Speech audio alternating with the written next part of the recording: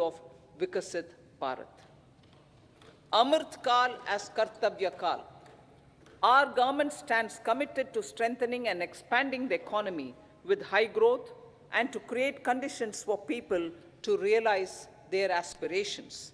Honorable Prime Minister, in his Independence Day address to the nation in the 75th year of our Republic, said, and I quote, "We commit ourselves to national development with new inspirations, new consciousness, new resolutions as the country opens up immense possibilities and opportunities.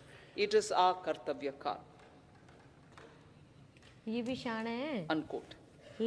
Every challenge of the pre-2014 era was overcome through our economic management and our governance. These have placed the country on a resolute path of sustained high growth. This has been possible through right policies, true intentions, and appropriate decisions. In the full budget in July, Honorable Speaker, our government will present a detailed roadmap for our pursuit of Vikasit Bharat.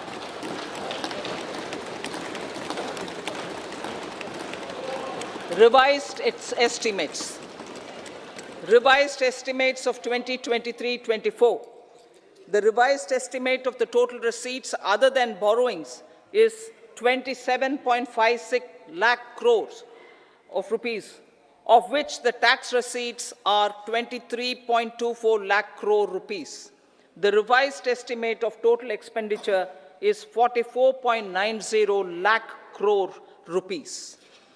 The revenue receipts at 30.3 lakh crore rupees are expected to be higher than the budget estimate, reflecting strong growth momentum and formalization in the economy. The revised estimate of the fiscal deficit is 5.8% of GDP, improving on the budget estimate, notwithstanding moderation in the nominal growth estimates. Budget estimates for 2024-25. Coming to the year 2024-25, the total receipts other than borrowings and total expenditure are estimated at 30.80 and 47.66 lakh crore rupees respectively.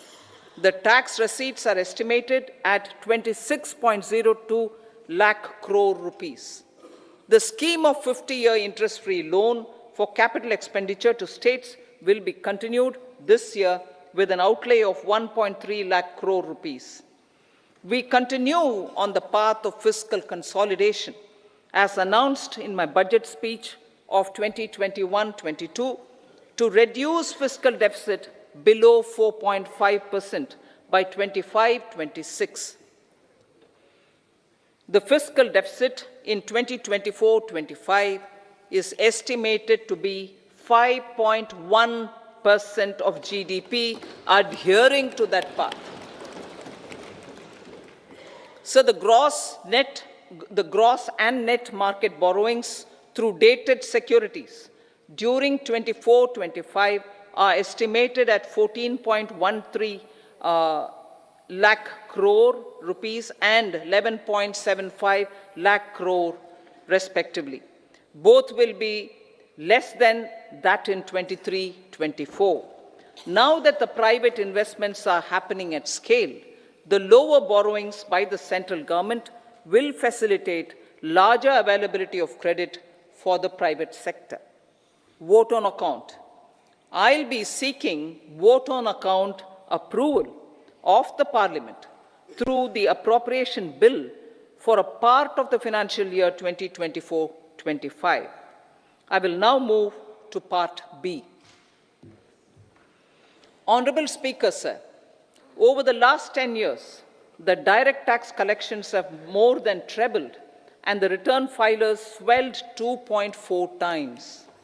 I would like to assure the taxpayers that their contributions have been used wisely for the development of the country and welfare of its people. I appreciate the taxpayers for their continued support. The government has reduced and rationalized tax rates.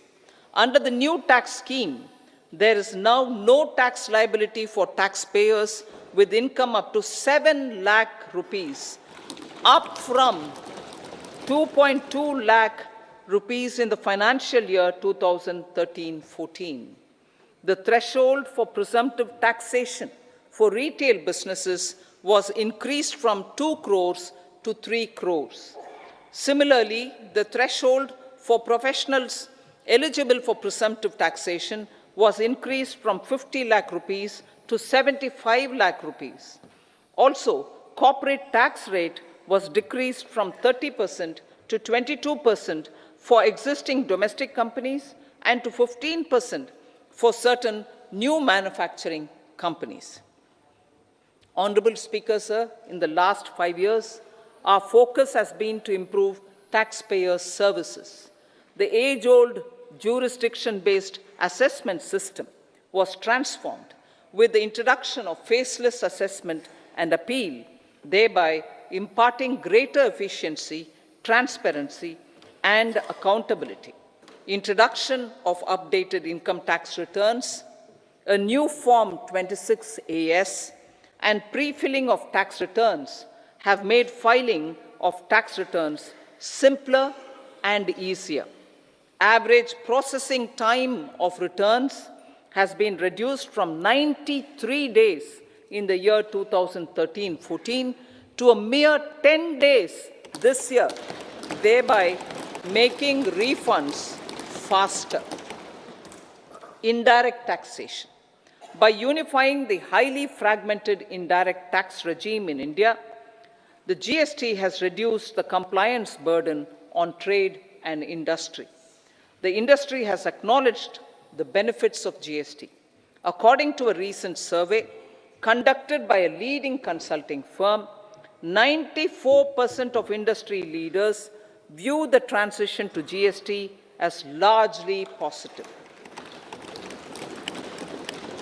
According to 80% of the respondents, it has led to supply chain optimization, as elimination of tax arbitrage and octroi has resulted in disbanding of checkposts at the state and city boundaries.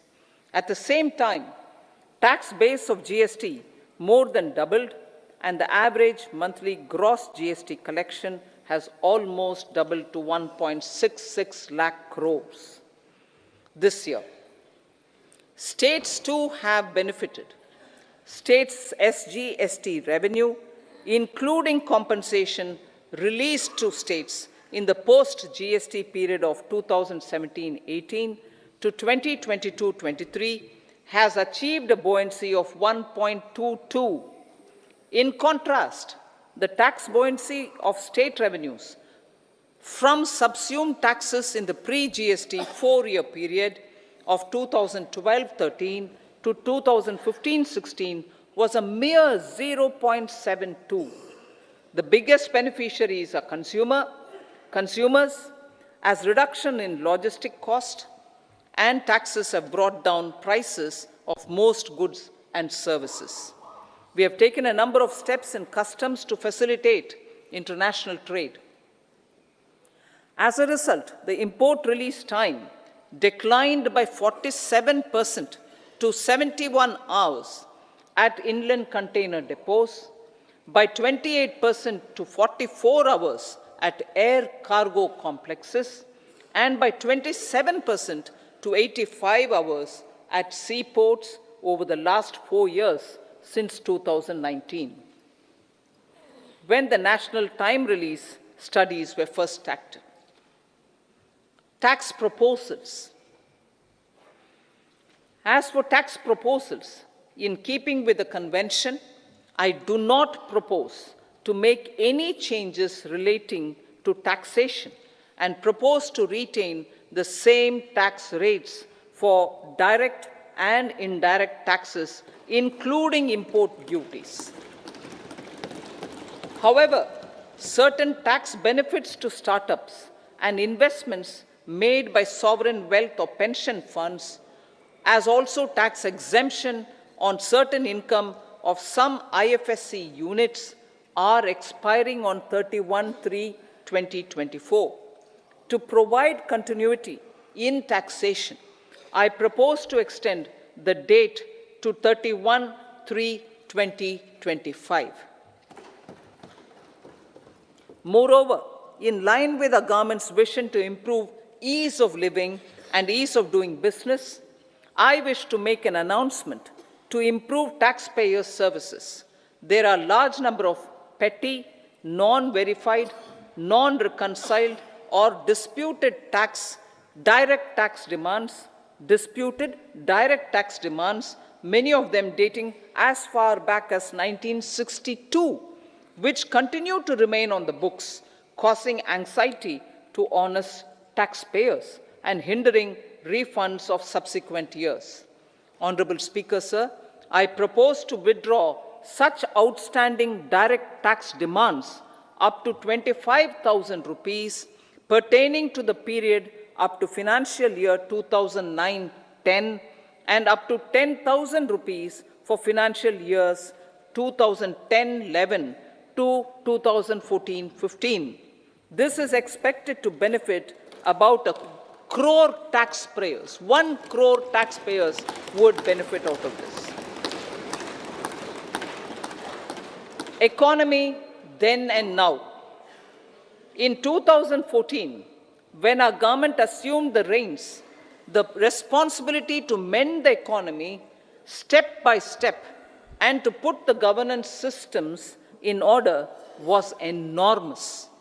The need of the hour was to give hope to the people, to attract investments, and to build support for the much-needed reforms. The government did that successfully, following a strong belief of nation first. The crisis of those years has been overcome, and the economy has been put firmly on a high, sustainable growth path with all-round development. It is now appropriate to look at where we were then. I repeat, it is now appropriate to look at where we were then till 2014 and where we are now, only for the purpose of drawing lessons from the mismanagement of those years. The government will lay a white paper on table of the House.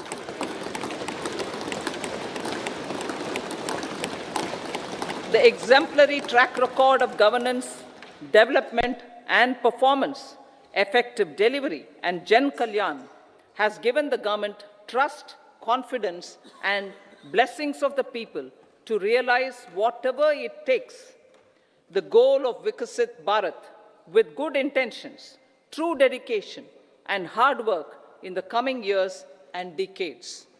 With this, Honorable Speaker, I commend the interim budget to this august House. Jai Hind.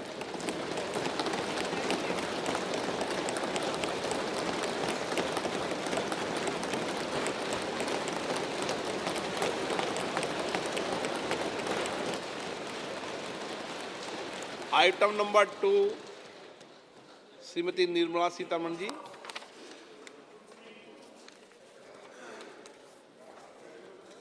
So, with your permission, I rise to lay on the table the following statements under Section 3(1) of the Fiscal Responsibility and Budget Management Act 2003, Medium-Term Fiscal Policy cum Fiscal Policy Strategy Statement and Macroeconomic Framework Statement. Item number 3, Srimati Nirmala Sitharaman ji. Sir, with your permission, I rise to move for leave to introduce the Finance Bill 2024. प्रश्न ये है कि विधेयक को पुनर्स्थापित करने की अनुमति प्रदान की जाए। जो सदस्य इसके पक्ष में हाँ कहें, जो सदस्य विरोध में ना कहें, मेरे विचार में निर्णय हाँ वालों के पक्ष हुआ, हाँ वालों के पक्ष हुआ। माननीय मंत्री जी विधेयक को पुनर्स्थापित करें। Sir, I introduce the bill. सभा की कार्रवाई शुक्रवार दिनांक 2 फरवरी 2024 को प्राप्त 11 बजे तक के लिए स्थगित की जाती है।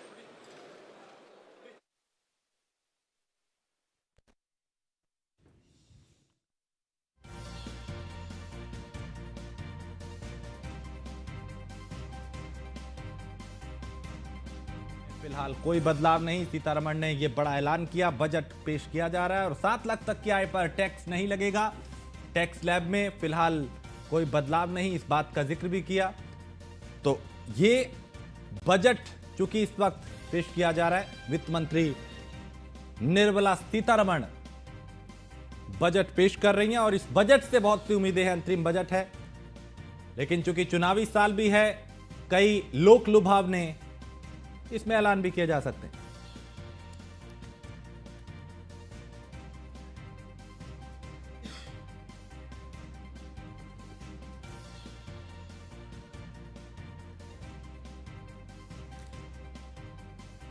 तो कल 11 बजे तक के लिए सदन की कार्रवाई को स्थगित किया गया है।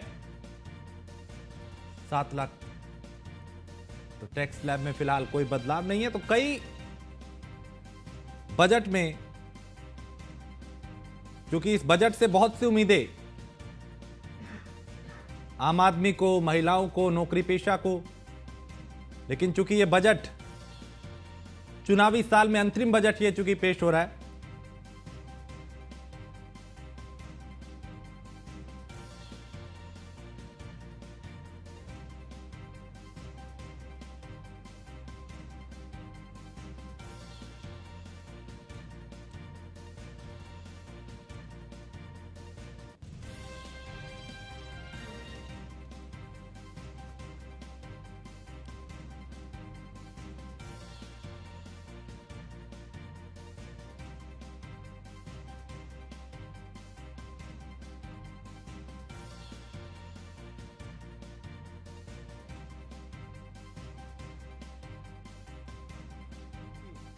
अंतरिम बजट से काफी उम्मीदें और आज कई तरह के संदेश देने की भी कोशिश थी। इस बजट के जरिए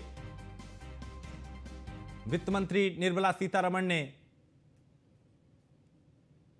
यह बजट पेश किया और इस अंतरिम बजट में उम्मीदें बहुत।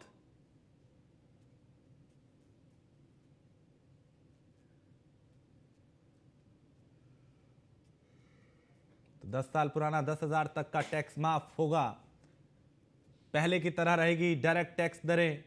इस बजट में इसका भी ऐलान वित्त मंत्री ने किया। टैक्स स्लैब में फिलहाल कोई बदलाव नहीं।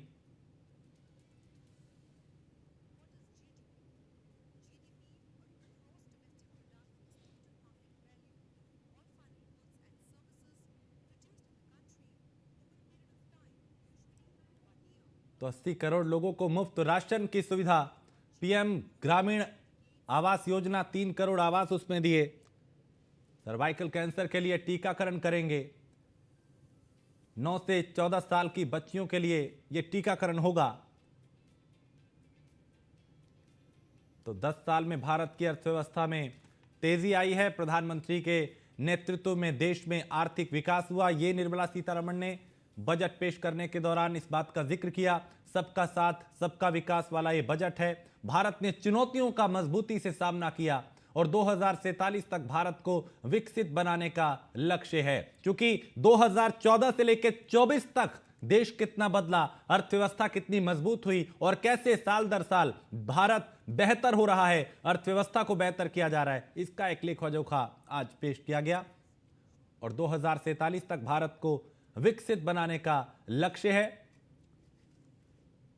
और अब भी इन 10 सालों में बहुत बड़े बड़े बदलाव हुए हैं। पीयूष हमारे संवाददाता इस पे और ज्यादा जानकारी के साथ। पीयूष, बजट वित्त मंत्री ने पेश किया, लेकिन अगर इसको ऑल ओवर देखें तो चूंकि चुनावी साल भी हैं और कई ऐसे ऐलान भी उम्मीद थी कि वो सरकार कर सकती है चुनाव को देखते हुए, लेकिन इस बजट को कैसे देखें और अब क्या प्रतिक्रियाएं में आने लगी है इस बजट को लेकर? बिल्कुल, अगर हम बात करें तो क्योंकि आपने देखा कि वित्त मंत्री निर्मला सीतारमण जब बोल रही थी तो किस तरीके से उन्होंने तमाम बातों का जिक्र किया। खासतौर से गरीबी से निपटने के लिए उन्होंने बताया कि पहले के दृष्टिकोण के मुकाबले परिणाम जो है वो काफी मामूली थे, लेकिन जब गरीब विकास प्रक्रिया में सख्त भागीदार बन जाते हैं तो उन्हें सहायता देने के लिए सरकार की जो शक्ति है वो कई गुना बढ़ जाती है।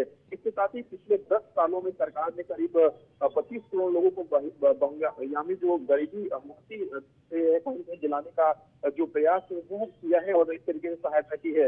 इसके साथ ही उन्होंने कहा कि 10 साल में अर्थव्यवस्था ने काफी बेहतर प्रदर्शन किया है। और गरीब की बात करें, महिला की बात करें, युवाओं की बात करें, अन्नदाता यानी किसान की बात करें, उन पर पूरी तरीके से ये जो बजट है वो पूरी तरीके से फोकस रहा। सबसे बड़ी बात है कि इस दौरान तमाम उन उपलब्धियों को वित्त मंत्री द्वारा गिनवाया गया, जिसमें बताया गया कि 300 नए जो विश्वविद्यालय हैं वो बनाए गए हैं, 15 नए बनाए गए हैं और करीब पीएम आवास में 70% महिलाओं को घर दिए गए हैं। इसके साथ ही सभी जातियों को इस दौरान फायदा पहुंचाया गया, ये भी वित्त मंत्री ने कहा। और 2047 का जो लक्ष्य है विकसित भारत बनाने का, उसका भी जिक्र कहीं न कहीं आज किया गया है। इसके साथ ही चाहे हर घर जल की बात करें, बिजली की बात करें, गैस की बात करें, वित्तीय सेवाओं की बात करें या जन जन को बैंकिंग सुविधाओं से जोड़ने का जो जिक्र है वो वित्त मंत्री ने निर्मला सीतारमण की ओर से किया गया। इसके साथ ही चूंकि आपने देखा कि खाद्यान्न चिंताओं को दूर करने के लिए करीब 80 करोड़ से अधिक लोगों को निःशुल्क जो खाद्यान्न जो राशन है वो भी देने का काम सरकार द्वारा किया गया है। यानी कि चूंकि ये अंतरिम बजट होता है तो सरकार यही बताने की कोशिश करती है कि क्या कुछ जो सुविधाएं हैं वो पहले से दी जा रही है और उन सुविधाओं को और बेहतर किस तरीके से किया जा सके। खासतौर पर लोकसभा चुनाव की नजदीक आ रहे हैं तो अंतरिम बजट जो पेश होता है लोकसभा चुनाव के पहले पेश होता है, ताकि एक खाका रूपरेखा ऐसा तैयार कर लिया जाए कि जब चुनाव हो तो योजनाओं पर किसी भी तरीके का असर ना पड़े। और चुनाव के बाद जब जिसकी भी सरकार आती है, आम बजट पेश होता है तो निश्चित एक बार फिर से उसको उस तरीके से तमाम सुविधाएं दी जाती है या नई योजनाओं की घोषणा की जाती है। इसके साथ ही निर्मला सीतारमण की अगर हम बात करें तो 10 साल में जो अर्थव्यवस्था है जिसमें काफी सुधार हुआ है, ये भी कहना है उनका। और क्योंकि आपने देखा कि तमाम इस तरीके की योजनाएं चलाई गई, खासतौर पे विश्वकर्मा योजना की अगर हम बात करें तो आपने देखा कि विश्वकर्मा योजना के तहत तमाम लोगों को स्किल्ड किया गया है ताकि वो अपना जो स्वरोजगार है वो कर सके। और अलग अलग जगहों पर इस तरीके के सेंटर बनाए गए। आत्मनिर्भर भारत किस तरीके से बने इसको लेकर भी सरकार की ओर से तमाम जो कवायद है वो की गई थी। स्टार्टअप इंडिया की बात करें, मेक इन इंडिया की बात करें, इसमें काफी सफलता कहीं न कहीं भारत सरकार को मिली है। इसके साथ ही मिडिल क्लास की अगर हम बात करें तो नई आवास योजना जो है वो लाया जा रहा है, ऐसी जानकारी दी गई है। यानी कि किराए में रहने वाले लोगों को अब घर मिल सकेगा, उसके लिए भी प्रक्रिया करनी होगी। भारत सरकार इस दिशा में भी आगे बढ़ रही है। इसके साथ ही 1 करोड़ घरों को 300 यूनिट सोलर की जो बिजली है वो फ्री दी गई है। और अगले 5 साल में 2 करोड़ जो नए घर हैं वो बनाए जाएंगे, ऐसी जानकारी वित्त मंत्री निर्मला सीतारमण ने आज सदन के पटल पर दी है। इसके साथ ही अगर हम बात करें तो जब वित्त मंत्री बोल रही है तो आपने सुना कि किस तरीके से उन्होंने कहा कि 2014 में जब प्रधानमंत्री ने काम करना शुरू किया तो उनके पास काफी चुनौतियां थी कि किस तरीके से लोगों को गरीबी से बाहर लेकर आना है, किस तरीके से लोगों को घर देना है, किस तरीके से लोगों को जो शौचालय है वो लोगों तक पहुंच जाए, जिनके घर में शौचालय नहीं है उनके घर में शौचालय बन जाए। और उसको लेकर प्रधानमंत्री ने और केंद्र सरकार ने काफी काम किया। और यही जो उपलब्धि है वो 10 साल की उपलब्धियों को वित्त मंत्री निर्मला सीतारमण गिनवा रही थी। इसके साथ ही तमाम हेल्थ सेक्टर की भी उन्होंने बात कही और उन्होंने कहा कि सर्वाइकल कैंसर के लिए टीका अभियान चलाया जाएगा और 9 से 14 साल के बीच की जो लड़कियां हैं उनको मुफ्त में टीका लगाया जाएगा। एमएसपी के जरिए टीका लगाया जाएगा। एमएसपी के जरिए ग्रामीण आय बढ़ाने की भी बात कहीं न कहीं की गई है। इसके साथ ही अगर हम बात करें तो कृषि के क्षेत्र में आपने देखा कि तमाम ऐसे फैसले लिए गए जिसके लिए खासतौर पे ऐसी आधुनिक जो टेक्नोलॉजी है उसका प्रयोग किया गया। यहाँ तक कि कृषि में ड्रोन का भी उपयोग किया जा रहा है। अब तो निश्चित रूप से इसमें निवेश बढ़ाने के लिए भी तमाम प्रावधान किए गए हैं। आयुष्मान भारत योजना की बात करें जिसमें जो इलाज है वो कुछ हद तक सुविधा मिल जाती है, लोगों को कुछ राहत मिल जाती है और उसको लेकर सरकार उस योजना को आगे बढ़ा रही है। तो यानी कि करीब हर सेक्टर को छूने का प्रयास किया गया है। हर सेक्टर का जिक्र कहीं न कहीं आज सदन के पटल पर जब वित्त मंत्री निर्मला सीतारमण बोल रही थी तो उन्होंने जिक्र किया। स्वास्थ्य सेक्टर की बात करें, शिक्षा के सेक्टर की बात करें, रेलवे की बात करें, आपने देखा कि पिछले कुछ सालों में वंदे भारत जो ट्रेन है वो कई वंदे भारत ट्रेन चलाई जा रही है और बुलेट ट्रेन की तरफ भी भारत आगे बढ़ रहा है। और यही कारण है कि आपने देखा कि एक के बाद एक नए जो मॉडल्स की ट्रेन है वो लाई गई और एक आधुनिक प्रयोग किया गया। खासतौर पे इन पिछले 10 सालों में जिस तरीके से स्टेशन को बेहतर किया गया, रेलवे स्टेशनों को, चाहे साफ सफाई के मामले में बात करें या अन्य जो सुविधाएं देने की बात करें वो रेलवे के सेक्टर में किया गया। यानी कि रेलवे को भी बेहतर बनाया गया। और सड़कों की बात करें तो आपने देखा कि कई एनएच बनाए गए और ऐसे सड़क बनाए गए। निश्चित रूप से उसका जो फायदा है वो देश के लोगों को मिला और 10 साल में कई सड़कों का निर्माण हुआ और इस तरीके की सड़कें आगे भी बनाई जाएगी, ऐसा प्रावधान किया गया है। सबसे बड़ी बात है कि तमाम लोग जो वेंडर्स हैं, खासतौर पे जो सड़क के किनारे दुकान लगाते हैं, उनके लिए भी बजट में तमाम प्रावधान किए गए हैं। चूंकि नई योजनाओं की घोषणा संभवतः बहुत कम होती है अंतरिम बजट में, लेकिन जो पुरानी योजनाएं चल रही हैं उसके बारे में वित्त मंत्री निर्मला सीतारमण ने बताया कि क्या कुछ सरकार कर रही है, इन बीते 10 सालों में सरकार ने क्या कुछ किया है। और सबसे बड़ी बात है कि जिन योजनाओं का जिक्र किया जा रहा है वो जो योजनाएं हैं वो सीधे तौर पे आम जनता से जुड़ी हुई है। उज्ज्वला योजना की बात करें, सीधे तौर पे आपने देखा कि गैस सिलेंडर देकर कहीं ना कहीं धुएं से मुक्ति दिलाई गई। इसके साथ ही अन्य जो योजनाएं चला रही है सरकार, खासतौर पे किसानों को लाभ देने के लिए, वो भी कहीं ना कहीं राहत है किसानों के लिए। और सीधे तौर पे अंतरिम बजट जरूर है, लेकिन जिस तरीके से सरकार की ओर से सदन के पटल पर इस बजट को रखा गया है, जिस तरीके से तमाम उपलब्धियां बताई गई है, निश्चित रूप से इसका फायदा भी कहीं ना कहीं 2024 के चुनाव में बीजेपी को मिल सकता है।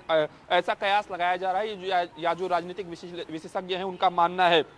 इसके साथ ही अगर हम बात करें तो रेलवे की अगर हम बात करें तो करीब 40,000 सामान्य रेलवे बोगियों को वंदे भारत के मानकों में परिवर्तित किया जाएगा। यानी कि जो वंदे भारत एक्सप्रेस चलाई जा रही है उस तरीके से ये जो बोगियां हैं उनको बनाई जाएंगी, यानी कि उस तर्ज पर इनको विकसित किया जाएगा। चाहे उसमें मोबाइल चार्जिंग की बात करें या अन्य व्यवस्थाएं हैं वो सुदृढ़ की जाएंगी। और आपने देखा कि बायो टॉयलेट की बात करें, ऐसी तमाम व्यवस्थाएं जो है वो रेलवे में लगाई गई हैं और सीसीटीवी कैमरेज भी लगाए गए हैं। तो उस तरीके से इन रेलवे के सेक्टर में तमाम बोगियों को भी विकसित किया जाएगा। करीब 40,000 बोगियों को विकसित किया जाएगा। इसके साथ ही 10 साल में एयरपोर्ट की जो संख्या है वो दुगनी हुई है, ऐसा सरकार की ओर से जब वित्त मंत्री निर्मला सीतारमण बजट पेश कर रहे थे उनका कहना है। इसके साथ ही 3 नए जो रेल कॉरिडोर है वो भी बनाए जाएंगे। 40,000 वंदे भारत जैसे रेल डिब्बे तो बनाए ही जाएंगे। इसके साथ ही तमाम जगहों पे नमो भारत ट्रेन की बात करें और मेट्रो की बात करें, इसको चलाया जाएगा। तो तमाम जो रूपरेखा है वो सरकार की ओर से बना लिया गया है। इस अंतरिम बजट में आपने देखा कि वित्त मंत्री ने जिसका जिक्र किया, और इस पूरे भाषण के दौरान आपने सुना कि किस तरीके से चाहे वो गरीब हो, चाहे वो किसान हो, चाहे वो मध्यम वर्ग हो, चाहे वो अमीर हो, सबके लिए कुछ ना कुछ बेहतर जो चीजें हैं वो पिछले 10 सालों में हुई है। और आने वाले दिनों में जो योजनाएं पहले से चल रही हैं उसके लिए एक तरीके से बजट का प्रावधान किया गया है। अभी भी चूंकि तमाम जो प्रक्रियाएं हैं वो चल रही है, कई ऐसी योजनाएं हैं जिनको अभी धरातल पर लागू करना है। उसमें किस तरीके से कोई बदलाव नहीं किया गया और नौकरी पेशा जो करदाता होते हैं उनको ये उम्मीद होती है कि उनको कोई राहत मिलेगी, लेकिन इस बार ना तो कोई नई उम्मीद उसमें दिखाई दी, ना ही बोझ था। एक संतुलन बनाने की कोशिश की इस पूरे बजट को लेकर। बिल्कुल, चूंकि अंतरिम बजट में ज़्यादा जो बदलाव है वो कहीं ना कहीं देखने को नहीं मिलता है। हालांकि सरकार के स्तर पर कोशिश की जाती है कि आम जनता को राहत दी जाए, लेकिन आपने पिछले बार देखा था कि इस टैक्स के मामले में सरकार ने फैसला लिया था, लेकिन इस बार उस तरीके का फैसला सरकार की ओर से नहीं नजर आ रहा है कि सरकार इस तरीके का फैसला ले रही है। लेकिन सरकार की कोशिश है कि जो जनता टैक्स देती है या आम लोग जो टैक्स देते हैं, निश्चित रूप से उस टैक्स के पैसे का भी इस्तेमाल कहीं ना कहीं देश के विकास में होता है। लेकिन जब टैक्स कम लगता है तो कहीं ना कहीं जनता को भी काफी सहूलियत होती है। इस बारे में भी सरकार ध्यान रखती है, लेकिन इस बार इस तरीके का कोई फैसला नहीं लिया गया है। हालांकि आम लोगों को काफी उम्मीद थी टैक्स को लेकर, और सबसे बड़ी बात है कि महंगाई की अगर हम बात करें तो लोग यही उम्मीद लगा रहे थे कि डीजल पेट्रोल के दामों में कमी हो जाए, सीएनजी में कमी हो जाए, क्योंकि जब ट्रांसपोर्ट की व्यवस्था सुधरती है, सुदृढ़ होती है, तब कहीं ना कहीं उसका असर महंगाई पर भी देखने को मिलता है। यानी कि महंगाई भी कम होती है। जब एक जगह से दूसरी जगह सामान कोई लेकर जाना होता है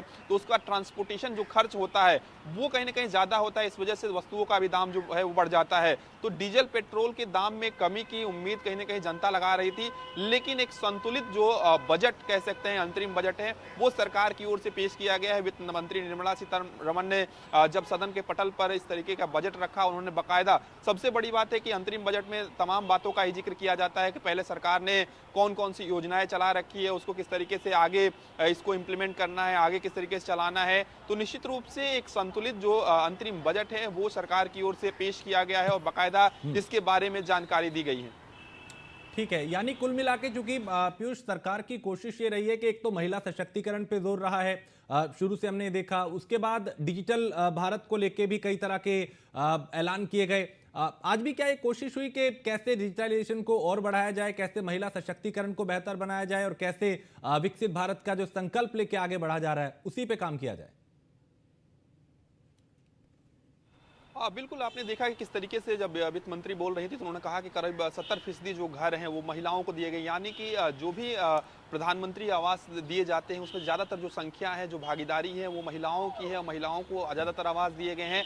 चूंकि प्रधानमंत्री नरेंद्र मोदी की बात करें या केंद्र सरकार की बात करें या बीजेपी की भी बात करें, केंद्र सरकार की यही कोशिश है कि ज़्यादा से ज़्यादा जो महिलाएं हैं उनको सशक्त किया जा सके, उनको मजबूत किया जा सके। और इसकी बानगी आपने पिछले सत्र में देखा किस तरीके से महिला आरक्षण बिल का हम जिक्र करें तो तमाम जो प्रयास हैं वो किए जा रहे हैं कि महिलाओं को किस तरीके से सशक्त बनाया जा सके। खासतौर पर रोजगार के सेक्टर में अगर जो किसी भी मंत्रालय में या किसी भी विभाग की ओर से कोई रोजगार निकाला जाता है तो ज़्यादा से ज़्यादा महिलाओं की भी भागीदारी हो, इस बारे में भी सरकार सोच रही है। इस बारे में भी कहीं ना कहीं ये सुनिश्चित किया जा रहा है। ठीक, मैं आता हूं आपके पास। हमारे साथ अंकित नामदेव हैं, टैक्स लॉयर हैं, और भरत कात्यान है, पॉलिटिकल एक्सपर्ट है। आप दोनों का बहुत स्वागत है। अंकित जी, पहले आपसे मैं समझना चाहूंगा आज के इस अंतरिम बजट को आप कैसे देख रहे हैं, और खासकर चूंकि टैक्स स्लैब में तो कोई बदलाव हुआ नहीं और इसको लेके बहुत उम्मीद रहती है करदाताओं को।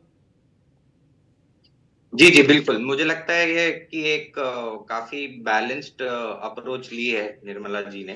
और एक जो इंटरिम बजट से आशाएं थी कि टैक्स रेट कुछ कम होंगे, थोड़ा मुझे लगता है कि वो उसके लिए थोड़ा वेट करना होगा शायद। मे बी जुलाई में जब फुल फ्लेज बजट आए तो उस तरह के कुछ प्रपोजल्स हम शायद देख सकते हैं। एक जो बहुत अच्छी चीज मुझे एक लगी कि जो उन्होंने टैक्स लिटिगेशन के लिए एक प्रपोजल लेके आने के बाद कही कि जो मुझे लगता है एक मध्यम वर्ग के लिए काफी लाभदायक हो सकता है कि 25,000 तक का जो टैक्स डिस्प्यूट है 2009-2010 तक के ईयर का, वो माफ करने के लिए रेडी है।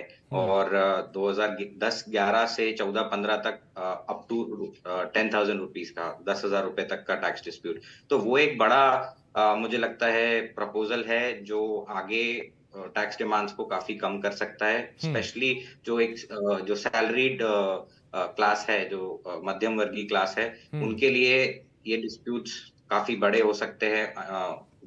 जो उस समय के हिसाब से काफी बड़े अमाउंट हो सकते हैं। तो उस लिहाजा से मुझे लगता है एक बहुत अच्छा प्रपोजल है।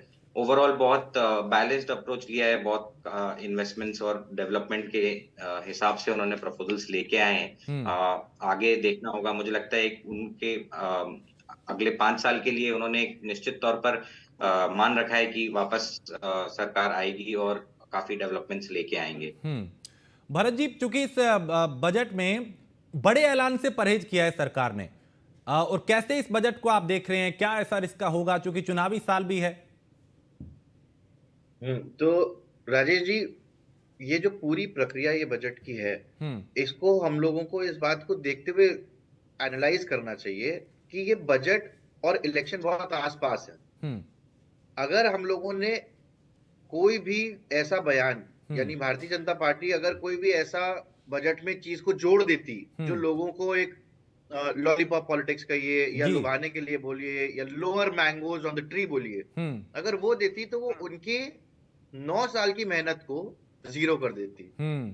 ये कहा जाता कि इन्होंने इलेक्शन जीतने के लिए इन चीजों का अपनी तरफ से लोगों को रिझाने का प्रयास किया है। बड़ा ही बैलेंस्ड इकोनॉमी हम लोगों की चल रही है। डेफिसिट रेट बहुत बढ़िया चल रहा है, जीडीपी बढ़िया चल रही है, हम लोग डेवलप कर रहे हैं। हमारे अंकित भाई आप लोगों को ज्यादा बता सकते हैं कि इस बार टैक्स भी ज्यादा लोगों ने भरा है, लोग ईमानदारी से जीएसटी भर रहे हैं। तो पूरा जो प्रणाली है, जो हम लोगों की टैक्सेशन सिस्टम है, वो इतना बेहतर और सुचारू हो गया है कि हम लोग एक बेहतर देश बनने के लिए अग्रसर हैं। तो चुनावी मुद्दों को बजट के माध्यम से देने के बजाय वो चुनावी तरीके से लेंगे। इन्होंने बहुत बड़े बयान दिए। निर्मला जी का आप ये सोचिए, आंगनवाड़ी को रिवैम्प कर रहे हैं, 3 करोड़ घर दे चुके, 2 करोड़ और देना चाहते हैं, 40,000 बुगियां आएंगी नई। एक इकोनॉमिक स्ट्रक्चर पे जैसे एक बजट होना चाहिए, ये एग्जैक्टली वैसा है कि एक इंटरिम बजट इंटरिम तौर पे छोटा सा और करेक्ट होना चाहिए।